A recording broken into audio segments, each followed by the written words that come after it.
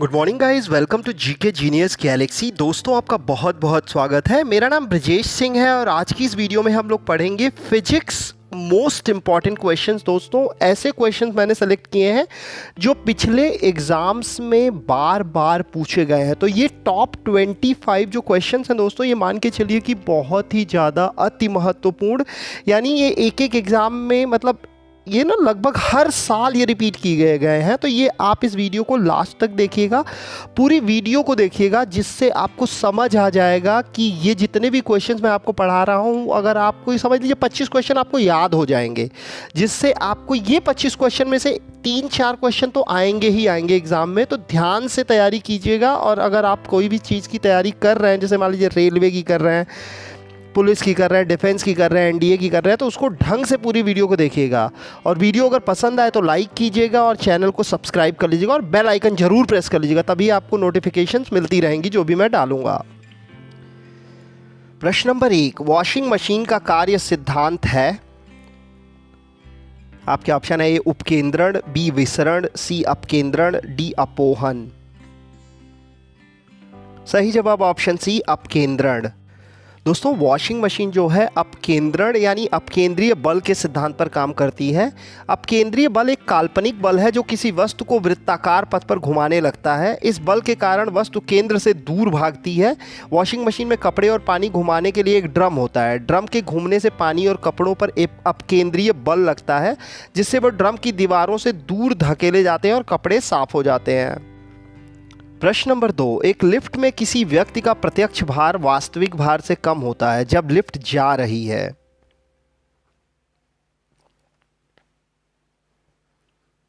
आपके ऑप्शन है ए त्वरण के साथ ऊपर, ऑप्शन बी समान गति से नीचे, सी समान गति के साथ ऊपर, ऑप्शन डी त्वरण के साथ नीचे। सही जवाब ऑप्शन डी त्वरण के साथ नीचे।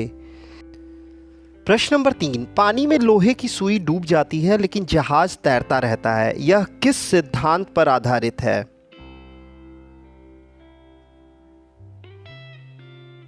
आपके ऑप्शन है ए पास्कल का सिद्धांत, ऑप्शन बी आर्किमिडीज का सिद्धांत, सी गुरुत्वाकर्षण का नियम, डी इनमें से कोई नहीं।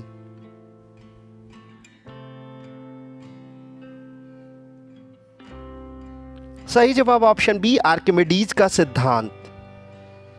दोस्तों, पानी में लोहे की सुई डूब जाती है लेकिन लोहे से बना जहाज तैरता रहता है। यह आर्किमिडीज के सिद्धांत पर आधारित है। आर्किमिडीज के सिद्धांत के मुताबिक जब कोई वस्तु पानी में डाली जाती है तो अगर उसका घनत्व पानी से कम है तो वो पानी में डूब जाएगी। वहीं अगर उसका घनत्व पानी से ज़्यादा है तो वो डूबी नहीं रहेगी। जहाज को इस तरह बनाया जाता है कि उसका वजन उस पर लदा सामान उससे हटाए गए पानी के वजन से कम रहे। इसलिए जहाज की तलहटी से थोड़ा ऊपर एक पीली लाइन होती है। अगर सामान लाते समय जहाज की पीली लाइन पानी के अंदर चला जाए तो जहाज डूब जाएगा। प्रश्न नंबर 4, पानी के एक गिलास में एक बर्फ का टुकड़ा तैर रहा है। जब बर्फ पिघलती है तब पानी के स्तर पर क्या प्रभाव होगा।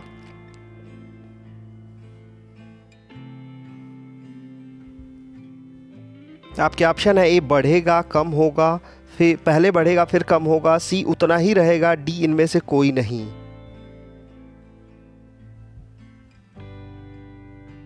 उतना ही रहेगा। पानी के गिलास में तैरता हुआ बर्फ का टुकड़ा पिघलने के बाद भी पानी का स्तर वही रहता है। इसलिए ऐसा होता है क्योंकि बर्फ अपने आयतन के बराबर पानी को विस्थापित करती है और जब पिघलती है तो पानी में उतनी ही मात्रा घेर लेती है। आर्किमिडीज सिद्धांत के मुताबिक तैरता हुआ पदार्थ कुछ तरल को विस्थापित करता है। प्रश्न नंबर 5, भारहीनता की अवस्था में एक मोमबत्ती की ज्वाला का आकार हो जाएगा। आपके ऑप्शन है अधिक लंबा, ऑप्शन बी वही रहेगा, सी गोलाकार, डी अधिक छोटा। सही जवाब ऑप्शन सी गोलाकार हो जाएगा। प्रश्न नंबर 6, वह ताप जिस पर बर्फ, पानी और वाष्प संतुलन में रहता है कहा जाता है। आपके ऑप्शन है ए हिमांक, ऑप्शन बी त्रिक बिंदु, सी क्रांतिक ताप, डी क्वथनांक। सही जवाब ऑप्शन बी त्रिक बिंदु। दोस्तों जिस तापमान पर बर्फ, पानी और वाष्प संतुलन में होते हैं उस पानी को त्रिक बिंदु कहते हैं। यह तापमान 0 डिग्री सेल्सियस होता है। यह तापमान पर पानी ठोस और तरल दोनों अवस्थाओं में मौजूद होता है। तो ये 0 डिग्री जो होता है वो त्रिक बिंदु होता है। प्रश्न नंबर 7, किसी द्रव का वाष्पीकरण होने से उसका तापमान बढ़ेगा। ऑप्शन बी अपरिवर्तित रहेगा, सी तेजी से बढ़ेगा, डी घटेगा। सही जवाब ऑप्शन डी घटेगा। दोस्तों किसी द्रव का वाष्पीकरण होने से उसका तापमान कम हो जाता है। वाष्पीकरण की प्रक्रिया में द्रव की सतह के ऊर्जा वाले कण सतह छोड़ देते हैं और कम ऊर्जा वाले कण द्रव में रह जाते हैं। इससे कणों की औसत गतिज ऊर्जा कम हो जाती है और तापमान कम हो जाता है। प्रश्न नंबर 8, आकाश का रंग नीला प्रतीत होता है। आपके ऑप्शन विवर्तन के कारण, ऑप्शन बी प्रकीर्णन के कारण, ऑप्शन सी परावर्तन के कारण, ऑप्शन डी अपवर्तन के कारण। सही जवाब ऑप्शन बी प्रकीर्णन के कारण। दोस्तों आकाश का रंग नीला दिखाई देने का कारण प्रकाश का प्रकीर्णन है। सूरज से आने वाली सफ़ेद रोशनी में कई रंग होते हैं। जब यह रोशनी पृथ्वी के वायुमंडल में प्रवेश करती है तो वहां मौजूद गैसों और कणों से टकराकर फैल जाती है। इस प्रक्रिया को प्रकाश का प्रकीर्णन कहते हैं। इस प्रकीर्णन में नीले रंग का प्रकाश सबसे ज़्यादा फैलता है, इसलिए आकाश का रंग नीला दिखाई देता है। ये जितने भी क्वेश्चन मैं पढ़ा रहा हूँ दोस्तों, ये पिछले एग्ज़ाम्स में कई बार पूछे गए हैं। एक भी क्वेश्चन मिस मत कीजिएगा, अच्छे से तैयार कीजिएगा और बार बार इस वीडियो को देखिएगा। और वीडियो अगर पसंद आए तो लाइक कर लीजिएगा और चैनल को सब्सक्राइब कर लीजिएगा। प्रश्न नंबर 9, निम्नलिखित में से किसमें गतिज ऊर्जा नहीं है। आपके ऑप्शन है ए चली हुई गोली, ऑप्शन बी खिंचा हुआ धनुष, सी चलता हथौड़ा, डी बहता हुआ पानी। सही जवाब ऑप्शन बी खिंचा हुआ धनुष। दोस्तों खिंचे हुए धनुष में स्थितिज ऊर्जा होती है। धनुष को खींचने पर उसमें स्थितिज ऊर्जा संग्रहित होती है। जब धनुष से तीर छोड़ा जाता है तो धनुष की स्थितिज ऊर्जा जो है तीर की गतिज ऊर्जा में बदल जाती है। यानी किसी पिंड की स्थिति या विन्यास के आधार पर प्राप्त ऊर्जा को स्थितिज ऊर्जा कहते हैं। गतिज ऊर्जा वह ऊर्जा है जिसमें गति का गुण होता है। गतिज ऊर्जा को वस्तुओं के बीच स्थानांतरित किया जा सकता है और अन्य प्रकार की ऊर्जा में परिवर्तित किया जा सकता है। प्रश्न नंबर 10, जब दूध को बिलोया जाता है यानी उसको मखा जाता है तो उससे मक्खन अलग हो जाता है, इसका क्या कारण है। आपके ऑप्शन है ए गुरुत्वाकर्षण बल, ऑप्शन बी घर्षण बल, सी केंद्रापसारी बल, डी ऊष्मा। सही जवाब ऑप्शन सी केंद्रापसारी बल। दोस्तों जब दूध को मथा जाता है या बिलोया जाता है तो उससे मक्खन अलग हो जाता है। ये जो होता है ये केंद्रापसारी बल के कारण होता है। डेयरियों में इस प्रक्रिया के लिए केंद्रापसारी प्रक्रिया का उपयोग किया जाता है। स्किम्ड किए जाने वाले दूध को एक बड़े अपकेंद्रीय उपकरण में एक बंद संग्रह में रखा जाता है। जब अपकेंद्रीय उपकरण को चालू किया जाता है तो इस संग्रह में दूध बहुत तेज गति से घूमने लगता है। इससे दूध क्रीम और स्किम्ड मिल्क में अलग अलग हो जाते हैं। हल्की होने के कारण मलाई दूध के ऊपर तैरती है और इसे हटाया जा सकता है। प्रश्न नंबर 11, कोई भी नाव डूब जाएगी यदि वह पानी हटाती है अपने। आपके ऑप्शन है आयतन के बराबर, ऑप्शन बी पृष्ठ भाग के बराबर, ऑप्शन सी घनत्व के बराबर, ऑप्शन डी भार के बराबर। सही जवाब ऑप्शन है आयतन के बराबर। जी हाँ दोस्तों, कोई भी चीज़ पानी में डूब जाएगी अगर वह अपने आयतन के बराबर पानी हटाएगी। किसी भी चीज़ का पानी पर तैरना या डूबना उस चीज़ के घनत्व और पानी के घनत्व पर निर्भर करता है। घनत्व किसी वस्तु के द्रव्यमान को उसके आयतन से विभाजित करके निकाला जाता है। अगर किसी चीज़ का घनत्व पानी से कम होता है तो वह पानी पर तैरेगी। अगर किसी चीज़ का घनत्व पानी से ज़्यादा होता है तो वह पानी में डूब जाएगी। प्रश्न नंबर 12, लैंप की बत्ती में तेल चढ़ता है क्योंकि। आपका ऑप्शन है ए तेल बहुत हल्का है, बी कैपिलरी क्रिया के कारण, सी सतह तनाव घटने के कारण, डी तेल वाष्पशील है। सही जवाब ऑप्शन बी कैपिलरी क्रिया के कारण। दोस्तों लैंप की बत्ती में तेल चढ़ने की घटना जो होती है कैपिलरी क्रिया यानी केशिकत्व क्रिया कहलाती है। केशिकत्व या केशिकत्वन भौतिक विज्ञान की एक घटना है। केशिकत्व क्रिया में बहुत कम त्रिज्या वाली खोखली नली यानी केश नली से द्रव ऊपर चढ़ता है या नीचे दबता है। लैंप की बत्ती में तेल चढ़ने की वजह केशिकत्व क्रिया यानी कैपिलरी क्रिया है। प्रश्न नंबर 13, सुई का पानी के ऊपर तैरने का कारण है? आपके ऑप्शन है ए पृष्ठ तनाव, बी आसंजन, सी ससंजन, डी केशिकत्व। सही जवाब ऑप्शन ए पृष्ठ तनाव। दोस्तों सुई जो है पानी पर इसलिए तैरती है क्योंकि पानी का पृष्ठ तनाव बल सुई के वजन से ज़्यादा होता है। जब सुई को सावधानी से पानी पर रखा जाता है तो पृष्ठीय तनाव बल सुई के वजन को संतुलित करता है।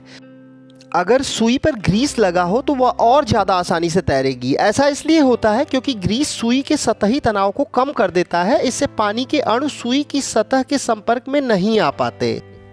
प्रश्न नंबर 14, निम्नलिखित में से कौन सा यंत्र प्रत्यावर्ती धारा को एकदिश धारा में परिवर्तित करता है?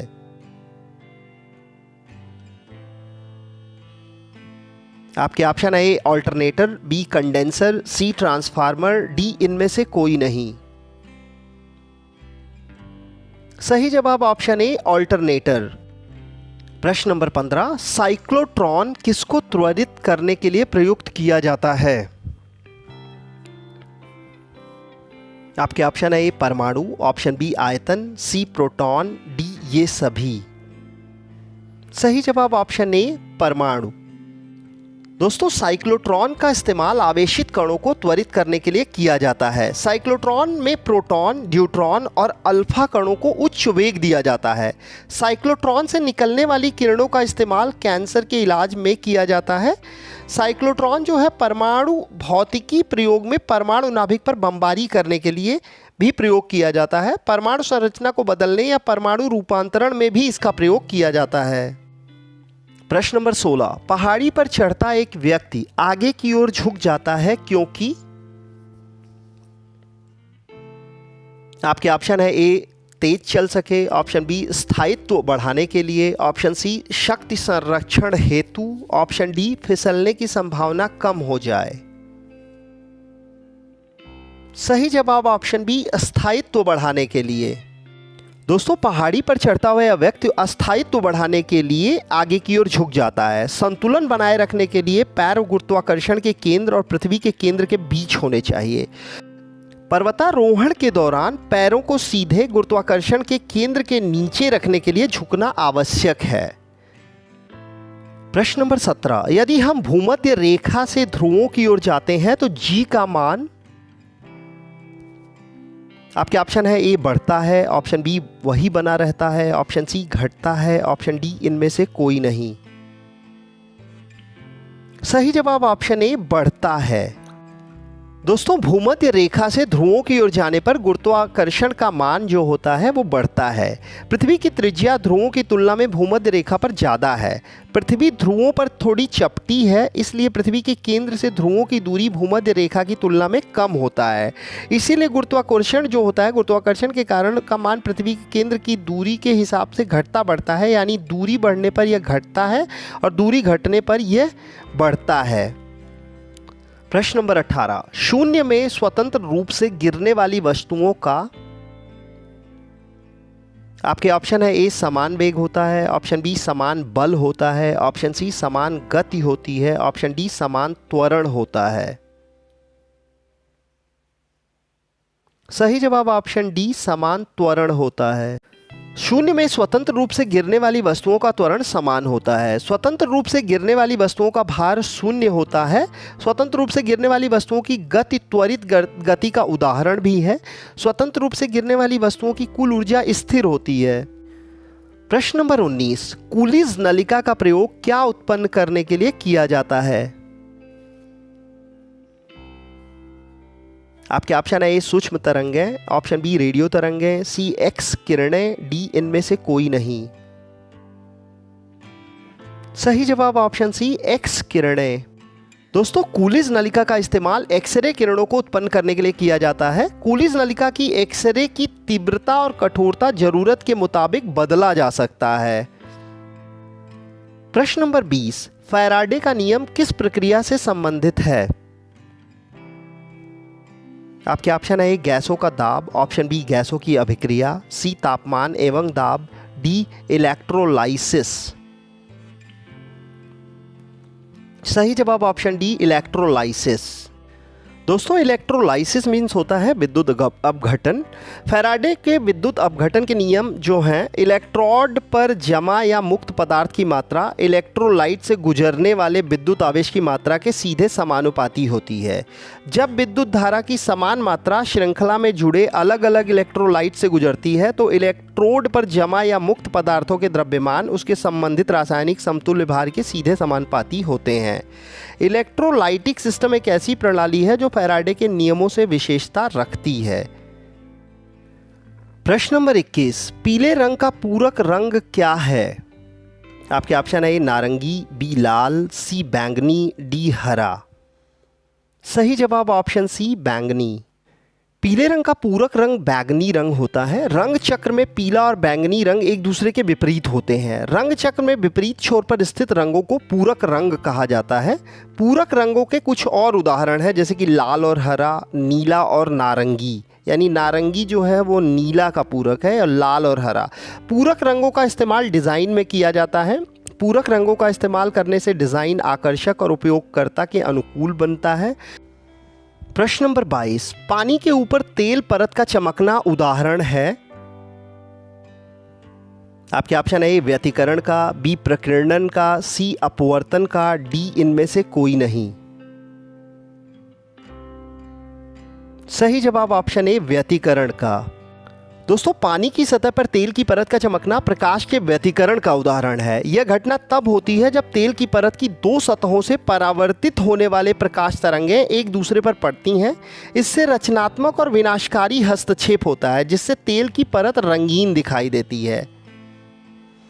तेल पानी पर तैरता है क्योंकि इसका घनत्व पानी से कम होता है। तेल और पानी के बीच आसंजन बल तेल के अणुओं के बीच आसंजन बल से ज़्यादा होता है। प्रश्न नंबर 23, बाह्य अंतरिक्ष में किसी अंतरिक्ष यात्री को आकाश दिखाई देगा? आपके ऑप्शन है ए काला, बी लाल, सी सफेद, डी नीला। सही जवाब ऑप्शन ए काला। किसी अंतरिक्ष यात्री को आकाश का रंग नीला नहीं बल्कि काला या गहरा दिखाई देता है। इसलिए ऐसा होता है क्योंकि बाहरी अंतरिक्ष से सूर्य की रोशनी को बिखेरने के लिए हवा वाला कोई वायुमंडल नहीं होता। इस वजह से अंतरिक्ष में प्रकाश अपने घटक रंगों में बिखर नहीं पाता है और अंतरिक्ष यात्रियों की आंखों तक कोई बिखरा हुआ प्रकाश नहीं पहुंचता है। आकाश का नीला रंग वायुमंडल के प्रकाश के प्रकीर्णन के कारण होता है और वहाँ पर वायुमंडल होती नहीं है, तो इसलिए आकाश का रंग गहरा काला या गहरा रंग होता है वहाँ पर। प्रश्न नंबर 24, डॉपलर प्रभाव संबंधित है? आपके ऑप्शन है मुद्रा प्रचलन, बी मनोविज्ञान, सी ध्वनि, डी जनसंख्या।